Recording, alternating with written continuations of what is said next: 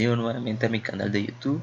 Te saluda el Dr. José Carlos Suazo y en esta clase hablaremos sobre la unidad de célula sanguínea. Nos vamos a enfocar a hablar sobre lo que es el eritrocito. Esta clase es un resumen del capítulo y espero que sea de mucha utilidad como apoyo en tus estudios. Bien, antes de iniciar, ¿verdad? Me gustaría que recordáramos algunos aspectos sobre el sistema circulatorio.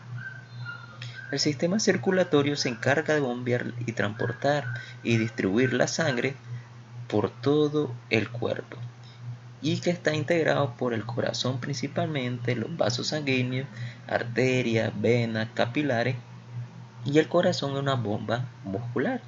De hecho, se considera el centro del sistema circulatorio.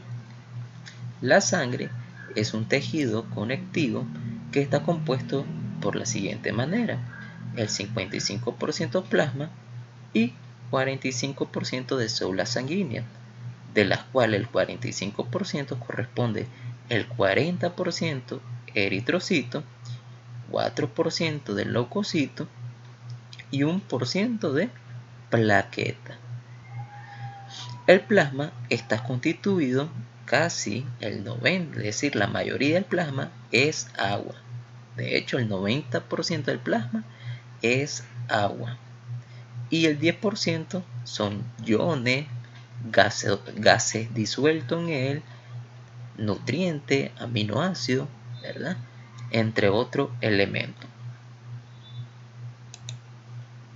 Los eritrocitos, una de las funciones muy importantes es transportar a la hemoglobina, que a su vez la hemoglobina transporta oxígeno que va desde los pulmones hacia los tejidos. Otra función muy importante que tienen los eritrocitos es que son excelentes amortiguador de ácido base. ¿Ya? Es un excelentísimo amortiguador de ácido base. La hidrasa carbónica, ¿verdad?, es una enzima que se encuentra en la membrana del eritrocito. Ahí se encuentra en la membrana del eritrocito, que va a hacer o a convertir una reacción química reversible de agua más dióxido de carbono para formar ácido carbónico. Ese ácido carbónico que se forma gracias por esa reacción química que hizo la hidrasa carbónica, esta enzima que se encuentra en la membrana del eritrocito, y no solo en el eritrocito, casi en la célula de todo nuestro cuerpo, va a hacer que grandes cantidades de dióxido de carbono se transporte en forma de bicarbonato. Se transporta en bicarbonato, que ese bicarbonato va a viajar por el plasma y va a llegar a nuestros pulmones, y cuando llega a nuestros pulmones, esa anhidrasa carbónica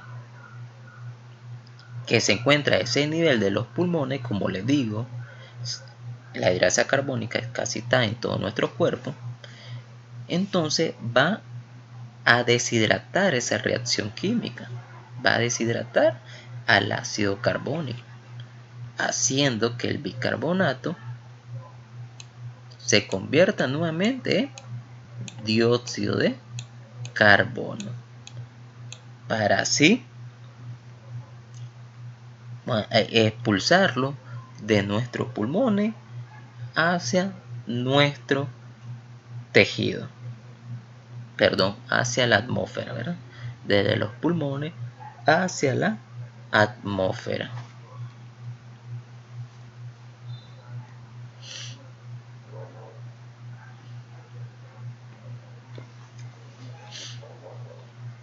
Muy importante que nosotros recordemos algunas medidas y algunas características del eritrocito.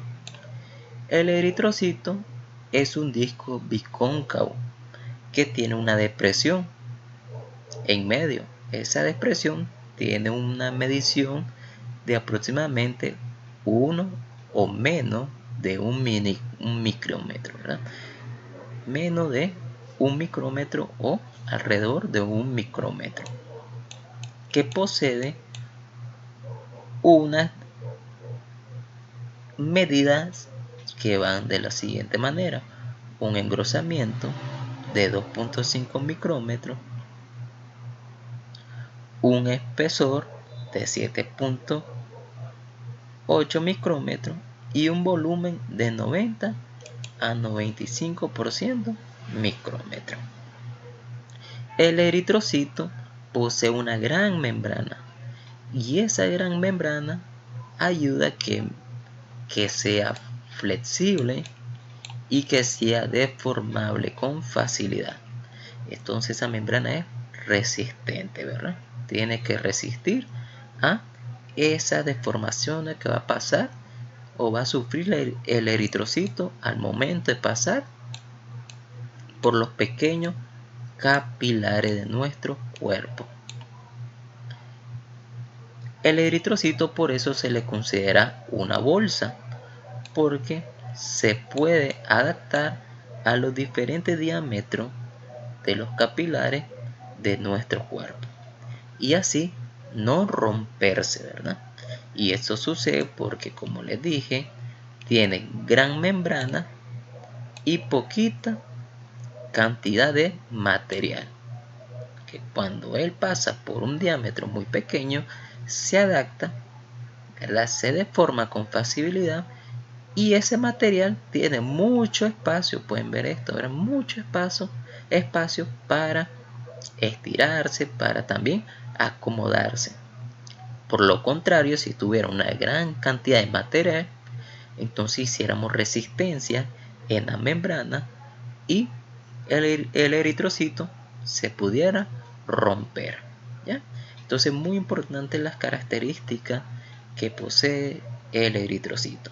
Aproximadamente la cantidad del eritrocito va en el hombre casi de 5.200.000 milímetros cúbicos y en las mujeres 4.700.000 milímetros cúbicos. Esos son los valores que nos da el libro de Guyton.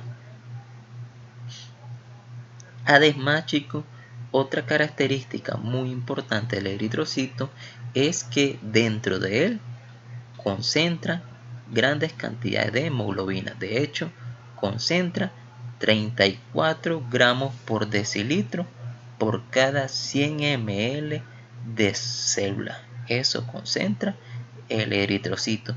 Y ese valor es un valor límite metabólico que no se puede aumentar porque es la parte formadora de la hemoglobina. La cantidad de hemoglobina siempre es casi aproximada al número de eritrocitos que posee la persona. ¿El hematócrito qué es? El hematócrito no es nada más el volumen sanguíneo representado en porcentaje. Entonces, el hematócrito normal va de 40 a 45%. Entonces, ¿qué es el hematócrito? El hematócrito no es nada el volumen sanguíneo representado en porcentaje. Lo normal va de 40 a 45%. En una persona, ¿verdad? En una persona que tenga un hematócrito normal, una hemoglobina también normal, la cantidad, podemos decir, ¿verdad?, que la cantidad media o el término medio de hemoglobina que posee esa persona en un hombre es de 15 gramos y de una mujer es de 14 gramos por cada 100 ml de célula. Repito de nuevo, cuando una persona tiene un hematocrito normal y una hemoglobina normal, podemos decir que la cantidad de término medio de hemoglobina de esa persona es de la siguiente manera. En el hombre es de 15 gramos por cada 100 ml de célula y en la mujer es de 14 gramos por cada 100 ml de célula. Y esto es muy importante porque nosotros podemos saber cuánta cantidad de oxígeno transporta esa persona, ya sea mujer o hombre. Si por cada gramo, ¿verdad? Si por cada gramo de hemoglobina, se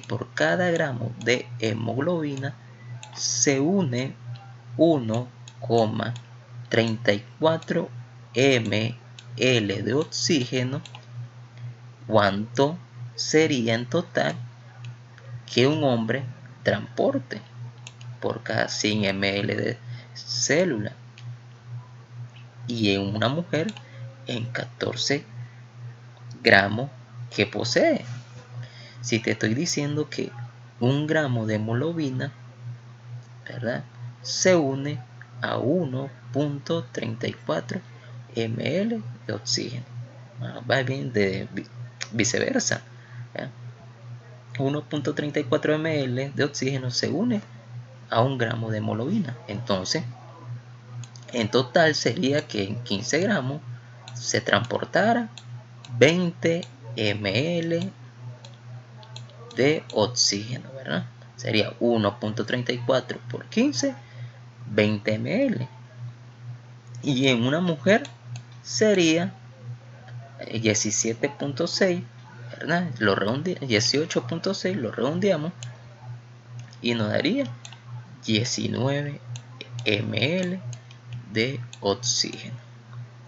Bien, entonces esa es la cantidad que transporta tanto un hombre y una mujer.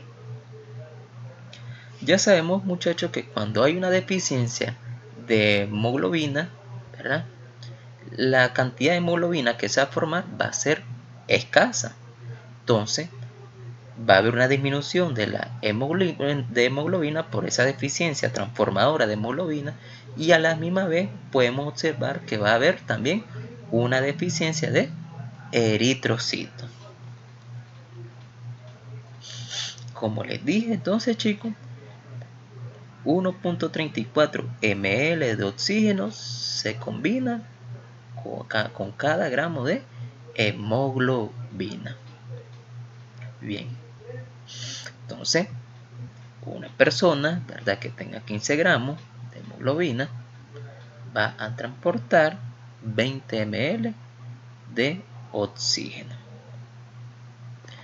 Aquí ya entramos a lo que es la producción de eritrocitos. Nosotros vamos a tener diferentes momentos y diferentes lugares que vamos a producir eritrocitos. Ya bien, todos sabemos que la médula ósea roja es la que produce eritrocitos, pero cuando nosotros estamos en nuestra primera semana embrionaria, ¿quién es el encargado de producir eritrocitos? Es el saco vitelino. El saco vitelino es el encargado de producir eritrocitos durante la primera semana embrionaria. Ya en el segundo trimestre del embarazo, llegamos al segundo trimestre del embarazo y el órgano principal, se lo repito, es el hígado. El hígado es el encargado de producir la mayoría de eritrocitos durante el segundo trimestre del embarazo. Ahí les pongo una estrella, y en menor medida lo hace el vaso y los ganglios linfáticos. En el último mes del embarazo, muchachos, y tras el nacimiento, todos los huesos pueden producir eritrocitos. El último mes de gestación y tras el nacimiento, todos los huesos de nuestro cuerpo tienen la capacidad de producir eritrocitos. ¿Hasta qué edad sí dejan de producir todos los huesos? Hasta la edad de 5 años. A partir de los 5 años hasta los 20 años, solo quedan produciendo huesos largos. Solo los huesos largos pueden producir eritrocitos. Entonces, a partir de los 5 años hasta los 20 años, solo quedan produciendo los huesos largos. Como pueden ver en ese gráfico, a partir ya de los 20 años, muchos huesos largos dejan de producir eritrocitos porque su médula ósea se condensa, se pone muy grasosa y se transforma en médula ósea amarilla. Esa médula ósea amarilla no produce ya eritrocitos. La única que produce es la médula ósea roja. Y entonces, a partir de los 20 años, solo quedan algunos huesos membranosos, y así vamos a mencionar, como vértebra, esternón, costilla y ilíacos. Y son esos que nos van a acompañar,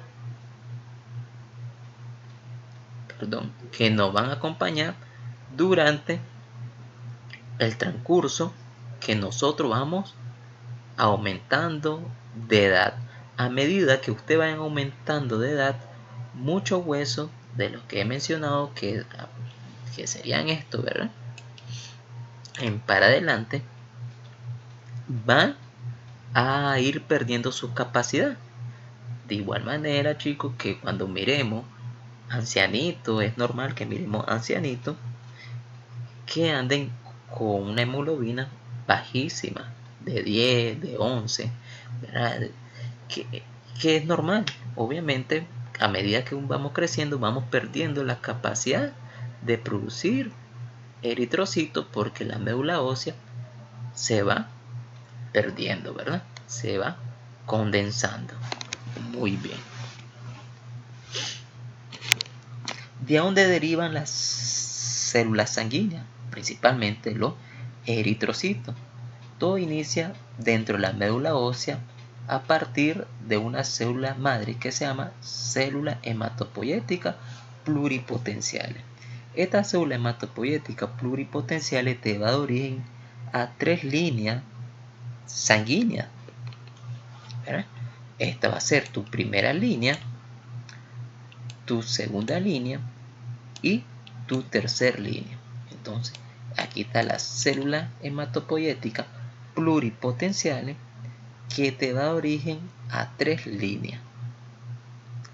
Esas 3 líneas yo las tengo que marcar.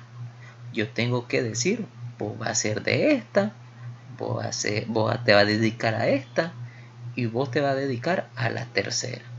¿Y cómo la marco? Formando células hematopoyética comprometida. ¿Ya? Su nombre le está diciendo comprometida. Es una célula idéntica a la célula hematopoyética pluripotencial, pero no tiene la función de ella porque ella es la célula madre, pero sí es una célula, ¿verdad? Ella da origen a esa célula comprometida para que marque a esa línea celular. ¿Ya? Esas células comprometidas, chicos, se comprometen, valga la redundancia, a su línea celular. Vamos a hablar primero con la número 1, con la línea número 1, que es nuestra clase. Entonces, en esta línea, la célula comprometida se forman grandes cultivos de células comprometidas para dar la formación de una unidad formadora de colonia. Esa unidad formadora de colonia, que aquí lo tenemos, que va a ser de eritrocitos, va a dar origen al eritrocito. En la segunda línea, la célula comprometida va a dar origen a una unidad formadora de colonia de granulocitos y monocitos. Los granulocitos te va a dar a las células que nos van a proteger, eosinófilos, neutrófilos, basófilos, y los monocitos, macrocitos. Y de esta segunda línea también podemos ver que deriva otra unidad formadora de colonia de megacariocitos, que también va a formar parte de protección, ¿verdad?, de homeostasis de nuestro cuerpo, porque nos va a dar origen a la plaqueta. Y la tercera línea, la célula comprometida, va a dar origen a unidades formadoras de células linfoides, que van a dar origen al mejor ejército que podemos tener, que son linfocitos T y linfocitos B, que van a formar parte ahí de la inmunidad celular, que vamos a hablar en otra clase. Entonces, así es, ¿verdad?, las líneas celulares que nacen a partir de la célula hematopoyética pluripotencial. Aquí participan una serie de proteínas, porque este eritrocito necesita crecer, necesita producirse y necesita diferenciarse. Va a necesitar esa ayuda. ¿Y quién lo realiza? Dos proteínas importantísimas. La primera proteína se conocen inductores de crecimiento. Su nombre te lo dice, inductor de crecimiento, que va a participar en el crecimiento de la célula. Hay tres tipos de proteínas esenciales, ¿verdad?, que pueden inducir cuatro tipos, sería lo ideal, ¿verdad? 4 tipos de proteínas esenciales que tienen esa capacidad de inducir el crecimiento. Pero la principal es la interleucina 3, que te la voy a mencionar. ¿Por qué es la principal la interleucina 3? Porque la interleucina 3 se encuentra en toda la línea de las células comprometidas. Entonces se encuentra en la tercera línea, en la segunda línea y en la primera línea. Mientras las otras 3 se encuentran en líneas específicas. Entonces la 3, ¿verdad?, es muy importante porque se encuentra en toda la línea de células comprometidas. ¿Qué va a hacer entonces? Va a inducir al crecimiento de la célula. Este inductor de crecimiento no tiene la función, no tiene la función de inducir la diferenciación. No posee esa función. Para eso tenemos otro tipo de proteínas que se llaman inductores de diferenciación. Su nombre también te lo está diciendo, diferenciación, que permite que una célula se diferencie de una etapa a la otra, ¿verdad?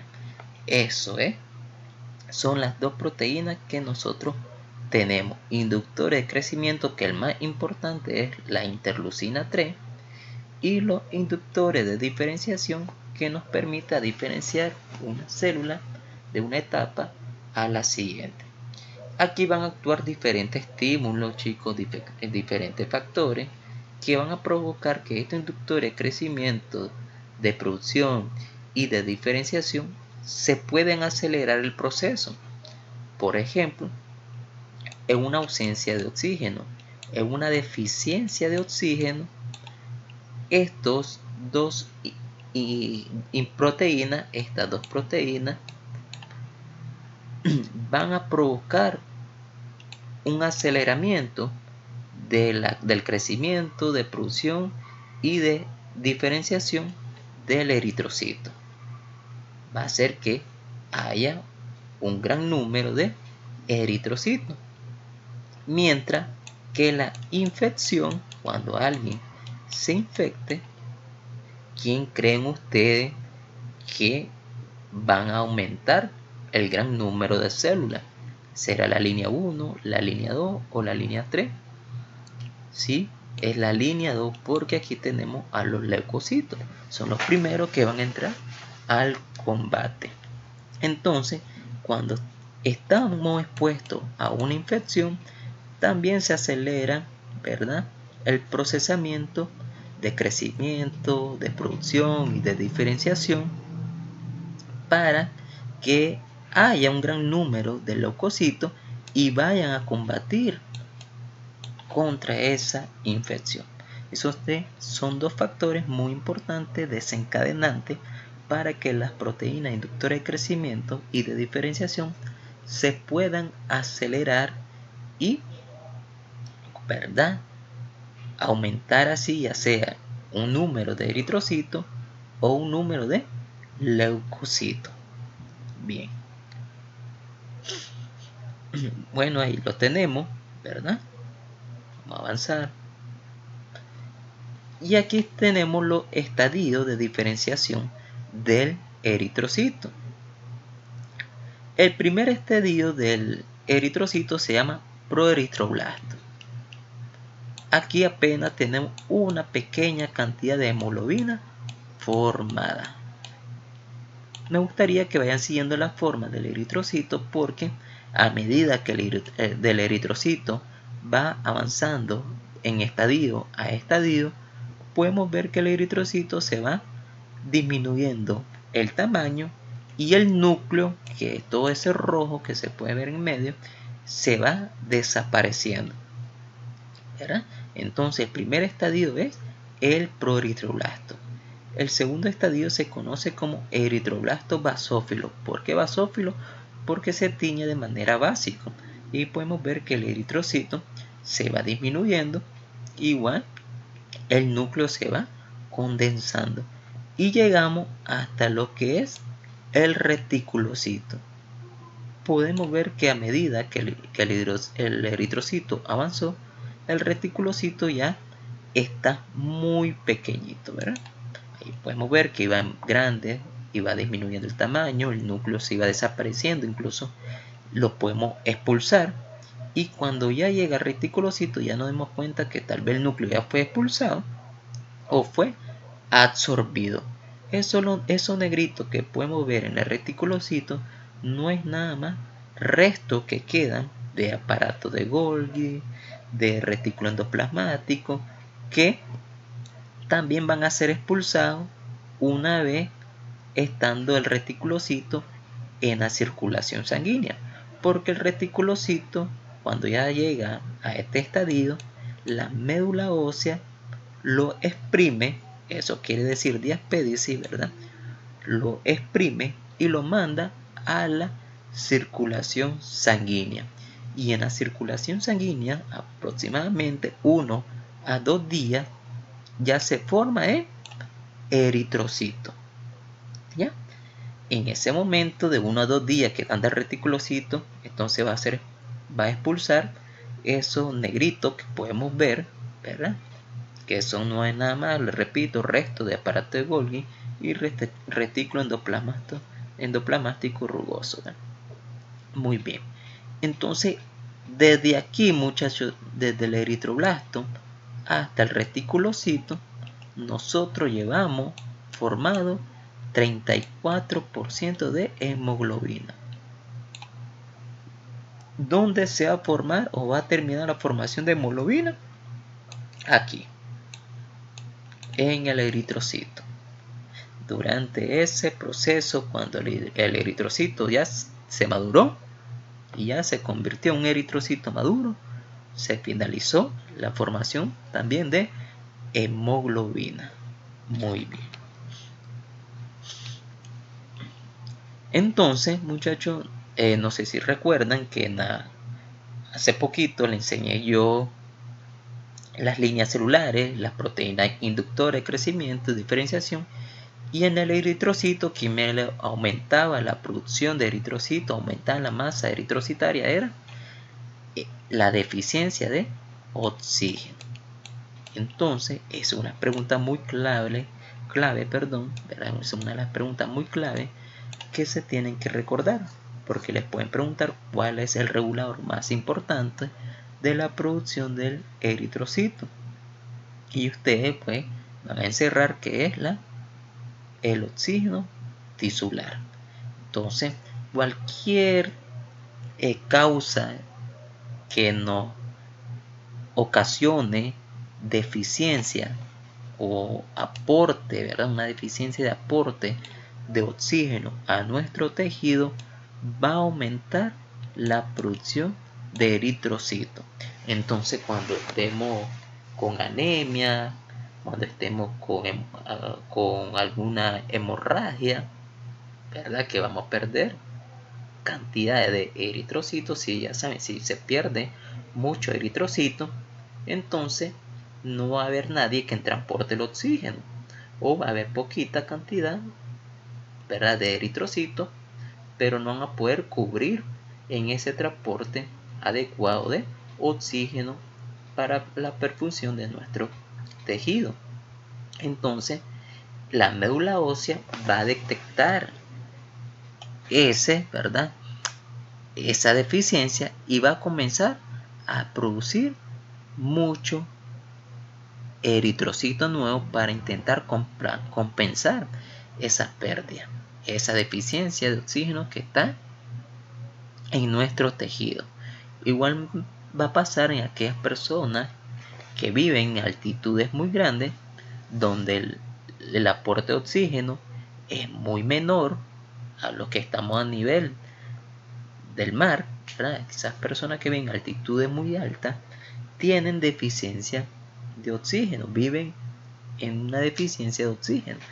Entonces, de igual manera, la médula ósea comienza a producir eritrocitos intentando compensar el aporte o el transporte de oxígeno hacia nuestro tejido, aunque estemos en un ambiente con poco oxígeno.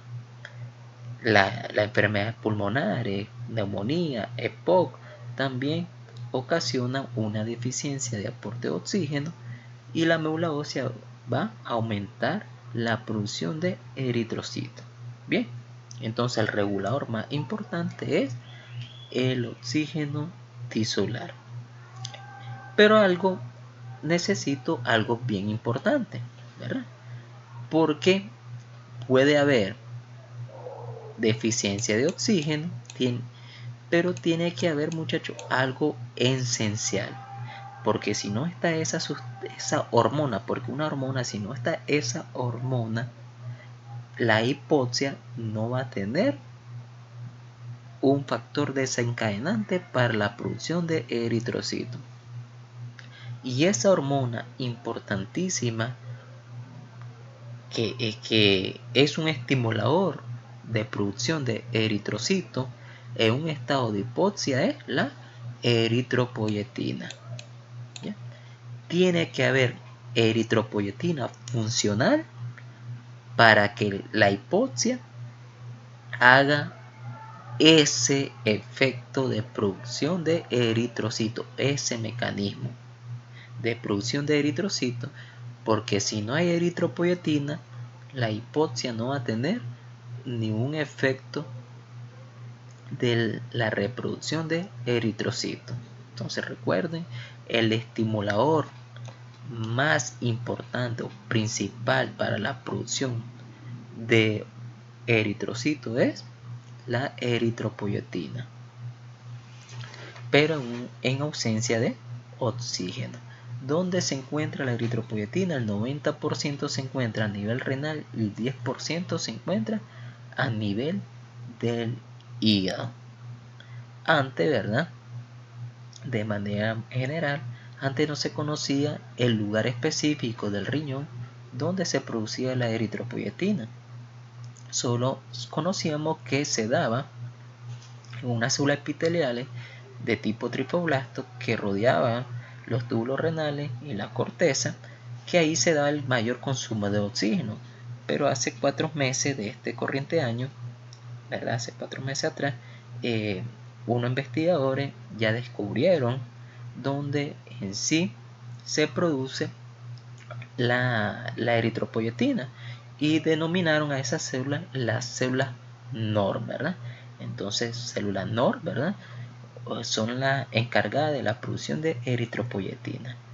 La eritropoyetina, muchachos, es una hormona importantísima. De hecho, nosotros también se emplea como fármaco porque muchas personas con enfermedad renal crónica, ¿verdad?, que pierden la función, ya sea por una nefropatía, la función del riñón, pierde el 90% de la formación de eritropoyetina y solo queda con el 10% que se forma a nivel del hígado, que cubre aproximadamente la tercera parte del 90% que hacía la eritropoyetina del riñón. Y es por eso, chicos, que las personas con enfermedad renal crónica siempre andan con anemia y necesitan la administración de eritropoyetina. Y una ampolla de eritropoyetina, chicos, aquí en nuestro país es carísima, ¿verdad? Y solo que seas millonario podrás estar administrando y así sobrevivir. Pero una persona de bajos recursos, ¿verdad? Va a ser muy difícil, ¿verdad? Entonces, muy importante la eritropoyetina, ¿verdad?, para la producción de eritrocitos. Igual, ¿verdad?, con ese descubrimiento nuevo van a salir nuevos fármacos, chicos, nuevos fármacos para tratar la anemia. Tal vez van a salir un nuevo fármaco que va a ser necesario solo administrarse una vez al año y así para tener la producción de eritrocitos, ¿verdad? Esperemos que así sea. Algo muy importante, como les dije, la eritropoyetina, entonces, va a ser el estímulo principal de la producción de eritrocitos en un ambiente con poco oxígeno. Pero no crean, chicos, que si yo dejo de respirar ahorita, voy a aumentar la masa eritrocitaria. No, tengo que pasar en un cuarto, digamos así, por mucho tiempo para que la formación de eritropoyetina se dé, porque la eritropoyetina alcanza su techo máximo a cabo de 24 horas. ¿Ya? Entonces tengo que pasar un buen tiempo en un ambiente con poco oxígeno para que la eritropoyetina se forme hasta su pico máximo. Una vez que ya se formó la eritropoyetina, lo que hace es lo siguiente, es multiplicar mucho proeritroblasto, que es el primer estadio del eritrocito. Multiplica mucho proeritroblasto. Una vez que ya multiplicó mucho eritroblasto, acelera los estadios, hacen que pasen de eritroblasto a glóbulo rojo adulto. ¿Ya? En sí, en palabras sencillas, acelera el proceso de formación de eritrocitos. ¿Y cuando yo voy a ver los nuevos eritrocitos en mi sangre? Entonces, a los 5 días posterior, ¿verdad? A los 5 días van a aparecer los nuevos eritrocitos en nuestra circulación sanguínea. Obviamente van a aumentar la masa eritrocitaria, chicos, ¿ya? Para compensar esa pequeña, esa pérdida, ¿verdad?, de transporte de oxígeno a nuestro tejido. ¿Cuándo va a disminuir la eritropoyetina? Cuando ya alcanzaste la cantidad necesaria de eritrocitos para compensar el transporte de oxígeno a nuestro tejido, la perfusión de oxígeno a nuestro tejido. Y El segundo es cuando la persona se salga de ese ambiente de poco oxígeno, ¿verdad? Ahí van a ver la disminución de eritropoyetina.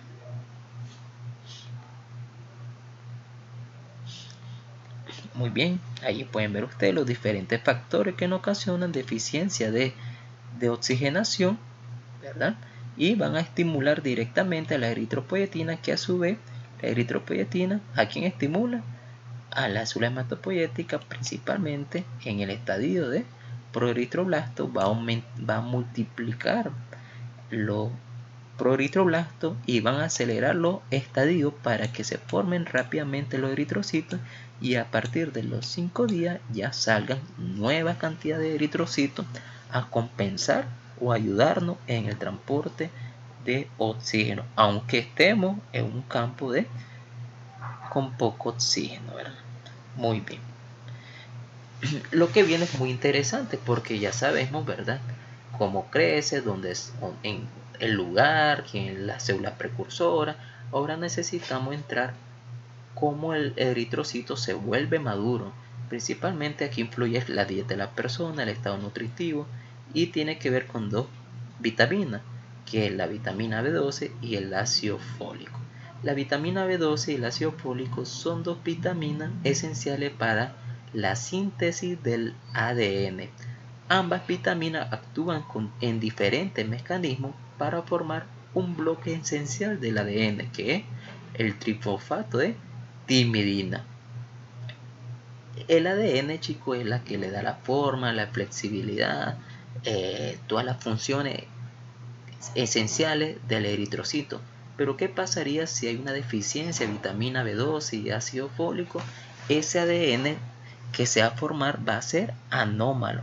Va a ser, chico, que va a hacer que haya una división nuclear anormal, va a hacer que un proceso eritroblasto sea muy tardío, va a hacer que mi eritrocito pase de una forma adecuada, un tamaño adecuado, ¿verdad?, que tiene que medir, a un eritrocito de gran tamaño. Y ese eritrocito de gran tamaño se conoce como macrocito. Macrocito.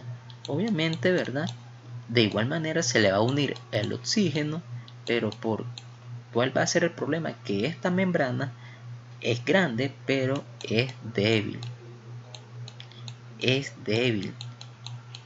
Que cuando vaya a pasar por los capilares que dijimos, no se va a poder adaptar y se va a romper, porque la membrana es débil, desarrollando así una anemia que nosotros conocemos como anemia megaloblástica, ¿verdad? Muy bien. Ahí te dejo qué pasaría si hay una ausencia de vitamina B12 y ácido fólico. Bueno, vamos a tener una anormalidad de ADN, vamos a tener una división nuclear también anómalo, que no va a ayudar a la maduración. La fase de eritroblasto se va a retrasar de igual manera, y los eritrocitos se van a volver muy grandes, lo que son como megaloblastos o macrocitos. Macrocito quiere decir macro de grande, mega de grande, ¿verdad? Muy bien, y esa causa que se va a romper el eritrocito se llama anemia, ¿verdad? Va a desarrollar anemia megaloblástica. De hecho, chicos, nosotros también hay una enfermedad muy común que también puede ocasionar una deficiencia de vitamina B12. A nivel de nuestro estómago tenemos nuestras células, ¿verdad?, parietales, que son las encargadas de secretar un factor que se llama factor intrínseco. Ese factor intrínseco protege a la vitamina B12, la envuelve, ¿ya? La envuelve. Y ese factor intrínseco, chico, envuelve la vitamina B12 para que el jugo gástrico no me la destruya, ¿ya? Como pueden ver aquí a continuación, ¿verdad? pueden ver ustedes que aquí estamos en nuestra célula parietal. Ahí está el factor intrínseco, ese azulito, que es secretado, ¿verdad?, por esa célula hacia el estómago. Y ya saben que en el estómago pues está el jugo gástrico. Y durante nuestra dieta, ¿verdad?, ahí va la vitamina B12, la adquirimos por nuestra dieta. Entonces el factor intrínseco, pueden ver ustedes como la captura, ahí va el factor intrínseco ya, con una vitamina B12, la protege que no sea destruida y además, chicos, posee receptores que se pueden unir con la célula en cepillo de Lilium para que sea absorbido. Ahí pueden ver ustedes entonces que pasó al Lilium, se absorbió y todavía lleva a la vitamina B12. Pasan a la circulación sanguínea y en la circulación sanguínea, chicos, pues la vitamina B12 se llega a almacenar en el hígado, ¿verdad? El hígado es el almacén de la vitamina B12. Y entonces, muchachos, apenas los glóbulos rojos, para madurar todos esos glóbulos rojos, apenas necesitan entre 1 a 3 microgramos. Poquito, chicos, muy poquito. Y en el hígado puede almacenar hasta 1000 veces de vitamina B12. Imagínate un gran recipiente para que almacene mucha vitamina B12 por cualquier problema. Entonces, ¿pero qué pasa si esas células parietales, chicos, sufren atrofia, ¿verdad?, se atrofian, no van a poder secretar factor intrínseco? Entonces, cuando venga la vitamina B12, por esa atrofia, esa célula ya no puede secretar factor intrínseco y entonces esa vitamina B12 se va a destruir. Va a poder el jugo gástrico destruirla, degradarla. Y entonces no vamos a tener absorción de vitamina B12. Por dicha tuviste una gran reserva, pero esa reserva se va a venir acabando. Y a cabo de 3 a 4 años, esa reserva ya se perdió vitamina B12. Y aquí aparece la famosa anemia perniciosa. Entonces, la anemia perniciosa se da por la mala absorción, por la deficiencia de absorción de vitamina B12, porque las células parietal se atrofiaron. Perniciosa. Muy bien. Y de igual manera con el ácido fólico, chicos. El ácido fólico también nosotros lo conseguimos en la dieta y principalmente la carne, el hígado, el esencial, sí, rico en ácido fólico, las verduras verdes, las frutas, pero el problema es que durante el cocinado se pierde gran parte de ácido fólico, ¿verdad? Y más si no te gusta el hígado, también pierde un ingreso, ¿verdad?, ahí muy fuerte de ácido fólico.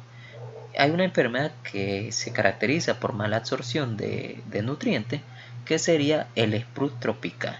El sprut tropical, que principalmente, como se lo repito, una enfermedad que se caracteriza por una mala absorción de nutrientes y también puede ocasionar este tipo de anemia. En la formación de hemoglobina, algo sencillo, ¿verdad? Todo inicia en el ciclo de Krebs, ese ciclo de Krebs que nos costó, ¿verdad?, ahí cruzar, aprendérnoslo, sabérnoslo, ¿verdad? Ahí muchos no lo aprendimos con una canción, ¿verdad?, de rap. Entonces, todo tiene que ver, entonces la formación de hemoglobina inicia en el ciclo de Krebs. Principalmente en el ciclo de Krebs se forma el succinilcoenzima. 2 succinilcoenzima más 2 glicina se forman 4 pirroles. 4 pirroles se condensan, se combinan para formar la protoporfirina 9. La protoporfirina 9 se une con el hierro para formar el grupo hemo. El grupo hemo se une con una cadena polipeptídica larga, que es una globina secretada o sintetizada por los ribosomas, que va a dar a la formación de cadena de hemoglobina. Hay muchas subunidades, chicos, de cadena de hemoglobina, subunidad alfa, beta, delta y gamma. Principalmente en el ser humano, la hemoglobina es de tipo hemoglobina tipo A. ¿Y cómo se forma la hemoglobina de tipo A?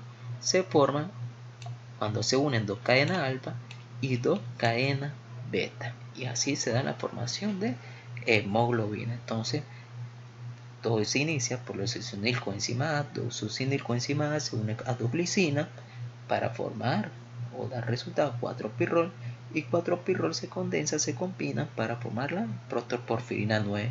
La protoporfirina 9 se une al hierro para formar el grupo hemo, y el grupo hemo se une con el polipeptídico largo para formar las cadenas hemoglobina, y dos cadenas alfa más dos cadenas beta dan origen a la hemoglobina A.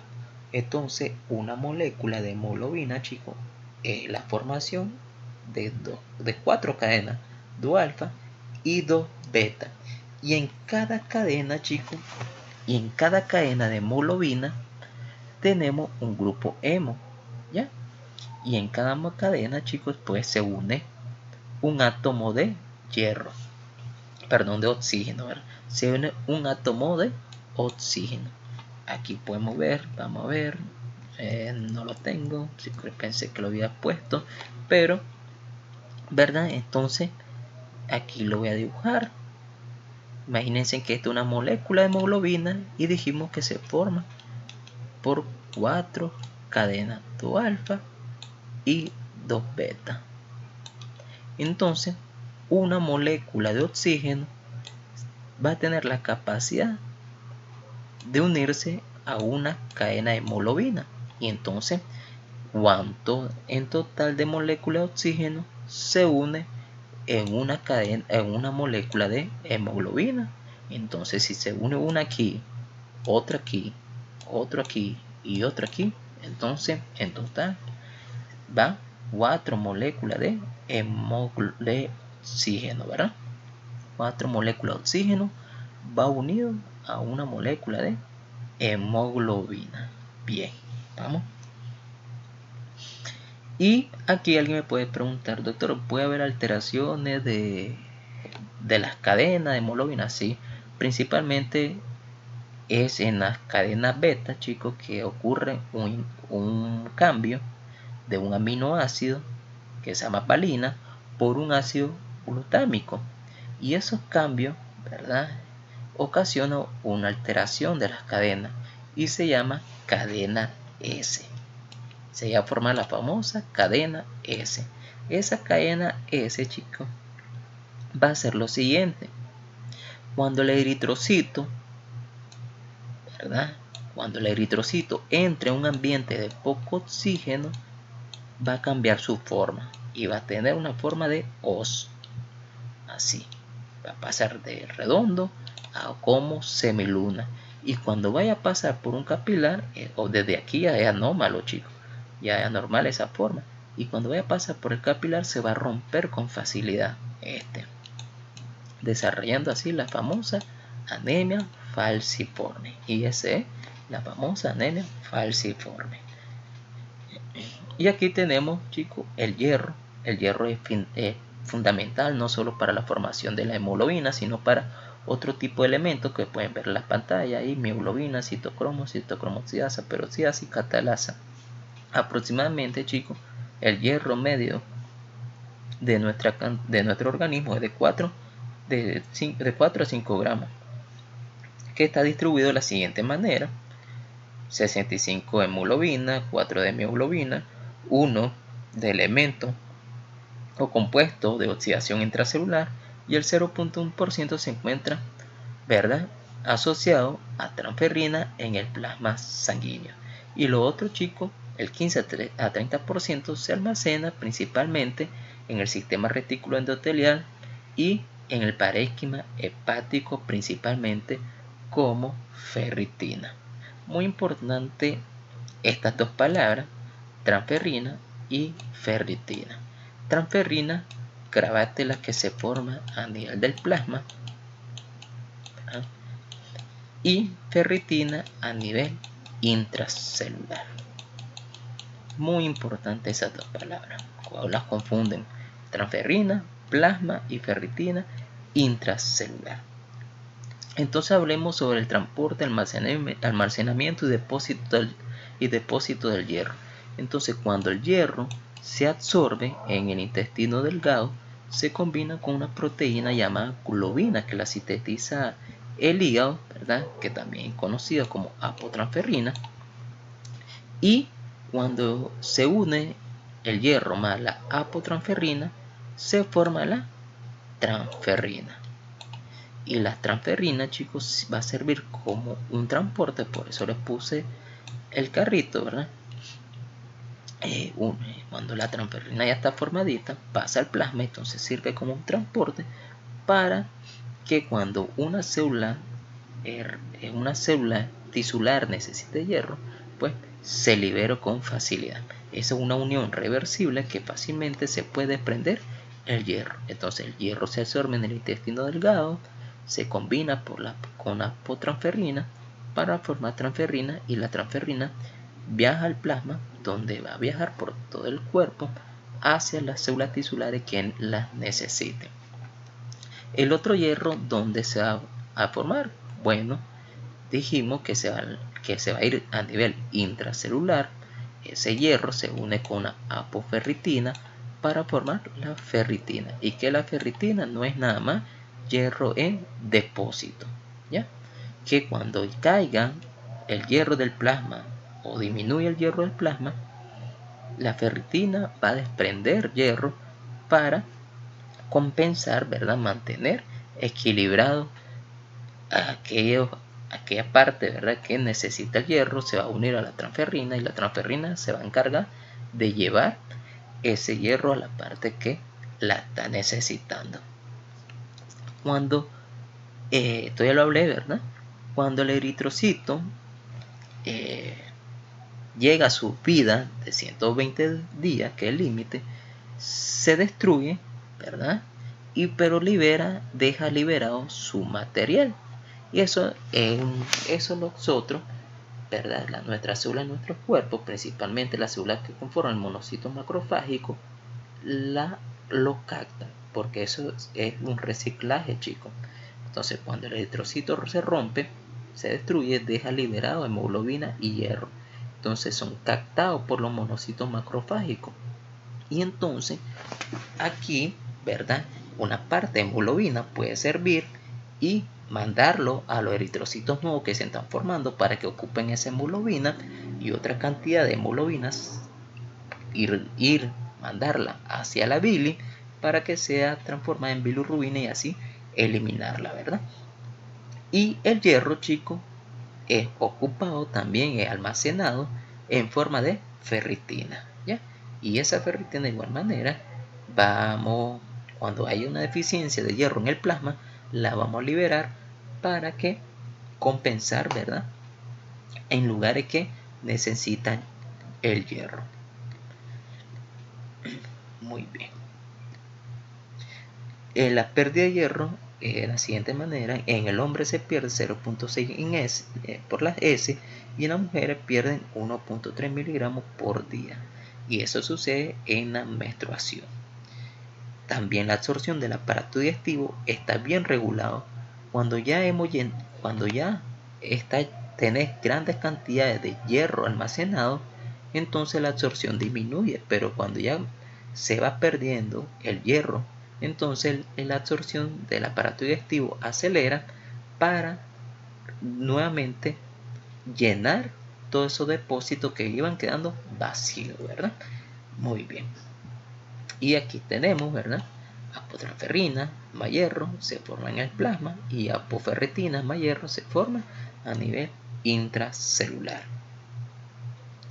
Como bien sabemos que el eritrocito no tiene núcleo no tiene organelo, pero sí tiene enzimas que van a tener o van a cumplir casi las mismas funciones de algunas células, como mantener la flexibilidad de las membranas, ayudar al transporte de los iones, a mantener también el hierro de la hemoglobina de manera ferrosa y también impedir la oxidación de proteínas en los eritrocitos.